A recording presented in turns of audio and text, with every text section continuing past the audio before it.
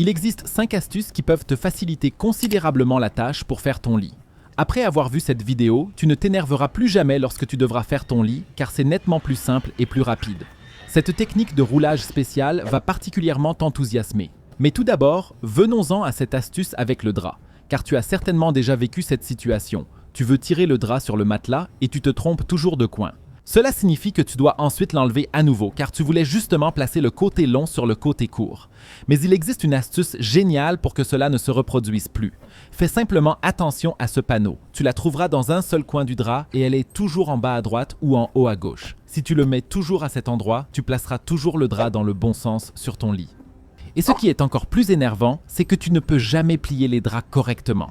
C'est pourtant possible grâce à cette astuce géniale. Dispose-les sur ton lit comme tu peux le voir ici et attrape maintenant un coin pour aller dans le coin supérieur. Cela signifie que nous avons placé les deux coins l'un dans l'autre. Nous faisons exactement la même chose avec l'autre côté. Après avoir fait cela, tu peux toucher le haut des deux coins et bien secouer le tout avant de le remettre sur ton lit. Ajuste-le encore un peu pour qu'il ait déjà une meilleure apparence.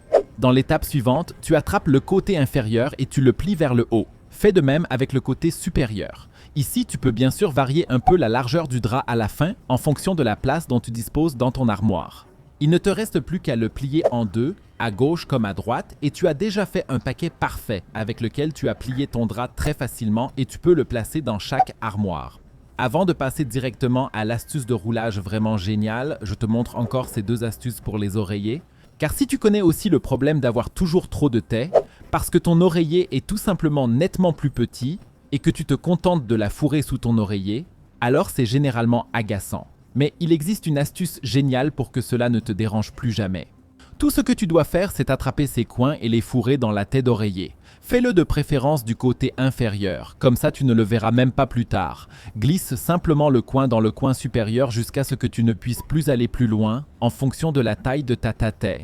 Tu fais de même avec l'autre côté et il ne te reste plus qu'à l'ajuster un peu en passant tes bras dans les deux côtés et en tirant une fois à droite et une fois à gauche. Et voilà, la housse est parfaitement en place. Si tu retournes le tout maintenant, tu ne le vois même plus et tu n'as plus ce coin qui dépasse et qui t'énerve tout le temps. Et si tu t'es déjà demandé s'il était temps de changer d'oreiller, tu le sauras grâce à cette astuce.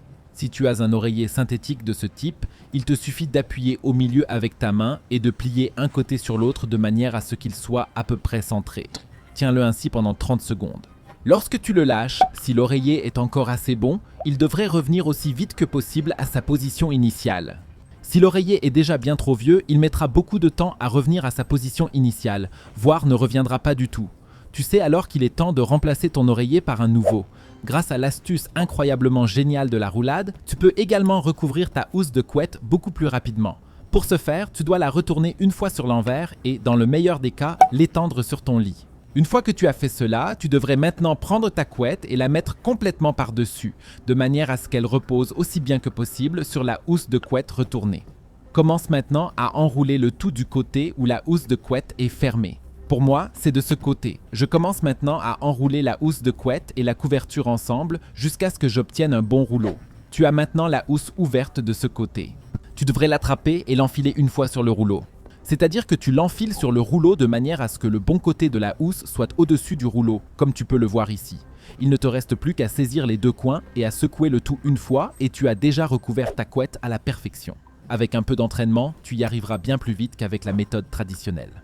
Si tu veux encore savoir quelles sont les 12 astuces incroyables avec un sèche-cheveux que presque personne ne connaît malheureusement, mais que tout le monde devrait connaître, regarde la vidéo que tu vois maintenant à l'écran. Clique directement dessus.